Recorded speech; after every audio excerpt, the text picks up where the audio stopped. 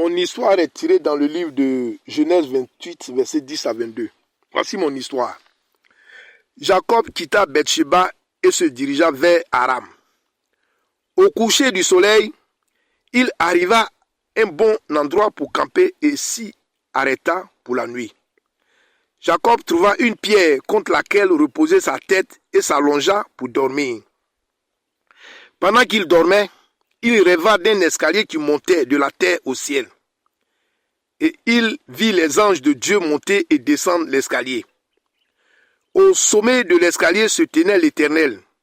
Et il dit, « Je suis l'Éternel, le Dieu de ton grand-père Abraham et le Dieu de ton père Isaac. Le sol sur lequel vous êtes allongé vous appartient. Je te le donne ainsi qu'à ta descendance. Ta postérité serait aussi nombreuse que la poussière de la terre. Ils se répandront dans toutes les directions, à l'ouest et à l'est, au nord et au sud. Et toutes les familles de la terre seront bénies par toi et ta descendance. De plus, je suis avec toi et je te protégerai partout où tu iras. Un jour, je te ramènerai sur cette terre. Je ne te quitterai pas tant que je n'aurai pas fini de te donner tout ce que je t'ai promis. » Alors Jacob se réveilla de son sommeil et dit, « Certes, l'Éternel est dans ce lieu, et je ne le savais même pas. » Mais lui aussi eut peur et dit, « Quel endroit formidable que celui-ci! Ce n'est rien d'autre que la maison de Dieu, la porte même du ciel. » Le lendemain matin, Jacob se leva de très bonne heure. Il prit la pierre sur laquelle il avait appuyé sa tête et il la dressa comme une colonne commémorative. Puis, il versa de l'huile d'olive dessus. Il nomma ce lieu Béthel, ce qui signifie maison de Dieu, bien qu'il s'appelât auparavant Luz.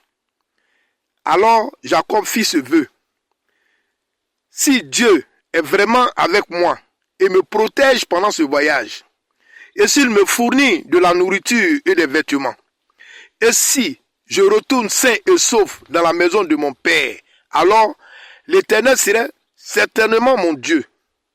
Et cette colonne commémorative que j'ai érigée deviendra un lieu pour adorer Dieu. Et j'offrirai à Dieu la 10e partie de tout ce qu'il me donnera.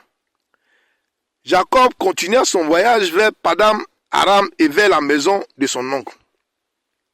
Jacob y est resté environ 20 ans. Il s'est marié, a eu des enfants et a prospéré. Mais Dieu l'appela à retourner dans le pays de ses pères, le pays que Dieu lui avait promis.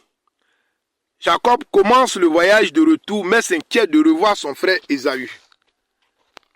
Voici la fin de mon histoire.